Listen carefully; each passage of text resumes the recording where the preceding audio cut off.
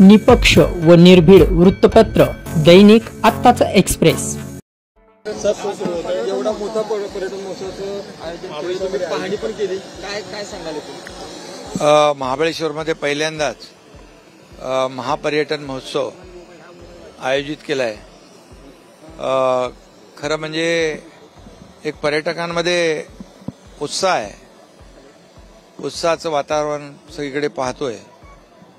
आणि मगाशी आम्ही कुठे त्या आपला खाद्य जत्रा फूड फेस्टिवल मध्ये गेलो होतो, तर तिथे खरं म्हणजे लोकल जे फूड आहे, मिलेटमध्ये बनवलेल्या वस्तू आहेत, खूप घरगुती वस्तू आहेत आणि अनेक वस्तू आयुर्वेदिक इथल्याच झाडपाल्यापासून बनवलेल्या पाहायला मिळाल्या। वेगवेगळ्या पदार्थाचे ते खाद्यपदार्थ वेगवेगळ्या प्रकारचे आणि बचत गट आहेत, त्या बचत गटांनी खूप चांगलं त्या ठिकाणी त्या फूड फेस्टिवलमध्ये सहभाग घेतला आणि त्यांना खरं म्हणजे एक मोठा प्लॅटफॉर्म मिळालेला आहे। आणि या 3 दिवसामध्ये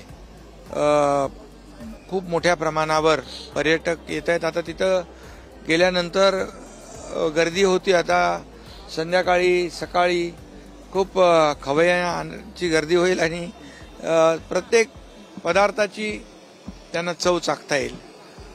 दुसरं आता आपण इथे पाहतोय या सर्व बोटिंगमध्ये, इथे देखील मोठ्या प्रमाणावर पर्यटक आहेत आणि आता या नवीन जो कन्सेप्ट यांनी केलाय की बोटीमध्ये मार्केट, तो देखील एक वेगळा संकल्प आहे आणि एक वेगळा अनुभव आहे।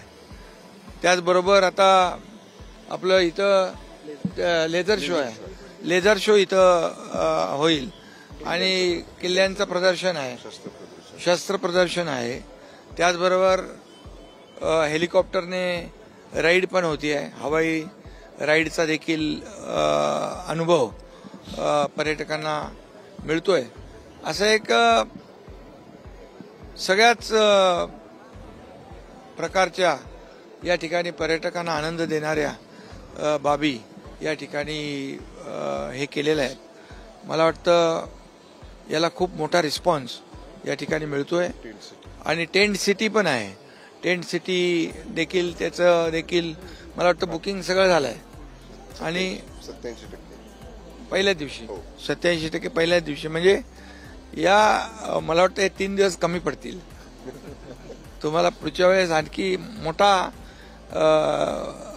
महापर्यटन महोत्सव आयोजित करावा लागेल, जेणेकरून स्थानिक लोकांना याच्यामध्ये एक प्लॅटफॉर्म मिळतो, स्थानिक लोकांना रोजगार मिळतो आणि जे पर्यटक आहेत त्यांना वेगवेगळ्या पदार्थांचा, वेगवेगळ्या वस्तूंचा या ठिकाणी खरेदी करता येते।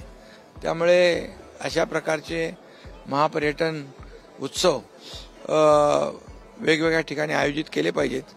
आमचे पालकमंत्री शंभूराज देसाई यांचा फार पुढाकार यामध्ये होता आणि ते देखील उत्साही आहेत आणि उत्साहामध्ये त्यांनी एक हा महापर्यटन उत्सव आयोजित केलेला आहे आणि सर्वच विभागांनी त्यांना यामध्ये सहकार्य केलेलं आहे। त्यामुळे खऱ्या अर्थाने हा महापर्यटन उत्सव त्याची आज सुरुवात होईल आणि 4 तारखेला माननीय मुख्यमंत्री महोदयांच्या हस्ते त्याचा समारोप होईल। त्यामुळे 3 दिवस खरं म्हणजे हे आज उद्या आणि परवा एक सगळेच पर्यटक याचा आनंद घेतील। पण मला वाटतं तुमचा पर्यटन महोत्सव 4 तारखेला समारोप झाला तरी लोकांमध्ये एक त्याची एक उत्कंठा की वाढवला पाहिजे असं नक्की बोलतील।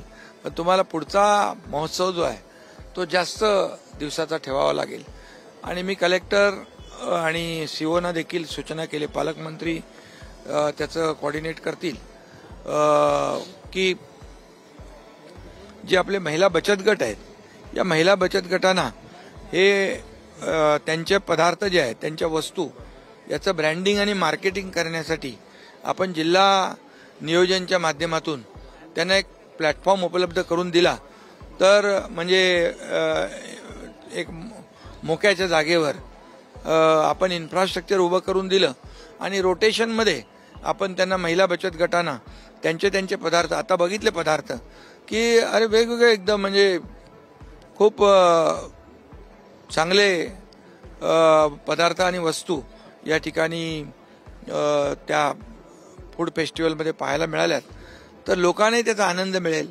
आणि जे घरगुती बनवलेलं आणि ऑर्गॅनिक सेंद्रिय या सगळ्या वस्तू त्यांना खरेदी करता येतील. काही औषधी देखील वनस्पतींच्या माध्यमातून त्या काही प्रॉडक्ट आहेत, त्यामुळे त्यांचं कायमस्वरूपी आपल्याला या महिला बचत गटांना यामध्ये रोजगार देता येईल. त्यामुळे नक्कीच मी या महाबळेश्वर महापर्यटन महोत्सवाला खूप खूप शुभेच्छा देतो. आणि मग कोण कोण आहेत तुमच्याकडे? MTDC आहे, MTDC आणि बाकी आपले स्थानिक प्रशासन, कलेक्टर, CO, SP आणि सगळी फॉरेस्टचे अधिकारी, सगळेच विभाग यामध्ये सहभागी झालेले आहेत.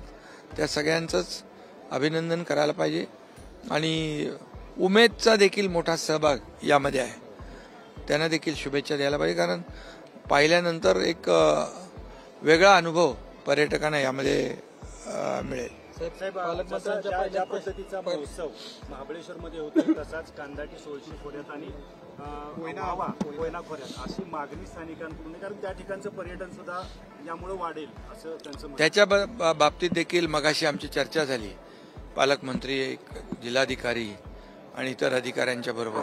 तर दुसरा जो महोत्सव आहे तो महोत्सव खाली तापोळ्यापासून म्हणजे इथूनच सुरू होईल, पण खाली अगदी कांदाट खोऱ्यामध्ये तो पर्यटन महोत्सव झाला तर मोठ्या प्रमाणावर तिकडे त्या भागातल्या लोकांना आपले जे काही प्रॉडक्ट आहे, आपली उत्पादनं आहेत, वस्तू आहेत, पदार्थ आहेत, त्यांना एक्सपोजर मिळेल आणि त्यांना देखील त्याचं शोकेसिंग करायची संधी मिळेल आणि पर्यटकांना देखील त्याचा आनंद लुटता येईल. पण तो मला वाटतं थोडा मोठा आपल्याला करावा लागेल, जास्त दिवसाचा. आणि ते त्याच्या बाबतीमध्ये पालकमंत्री आणि जिल्हाधिकारी, CO हे सगळे लोक बसून त्याचं नियोजन करून मग नंतर पुढे आपण त्याच्यावर निर्णय घेऊ. तुम्ही दोघे या भागातले भूमिपुत्राचा, दुर्गम डोंगराळ भागातले दोन्ही, यापूर्वी कधी अशी मानसिकता झाली नव्हती अशा पद्धतीने, मात्र तुम्ही हे करून दाखवलं. नेमकं नाही, खरं म्हणजे काय, इथं पोटेन्शियल आहे, इथं निसर्ग आहे, इथे पर्यटक येत आहेत, पण त्यांना प्लॅटफॉर्म नाही.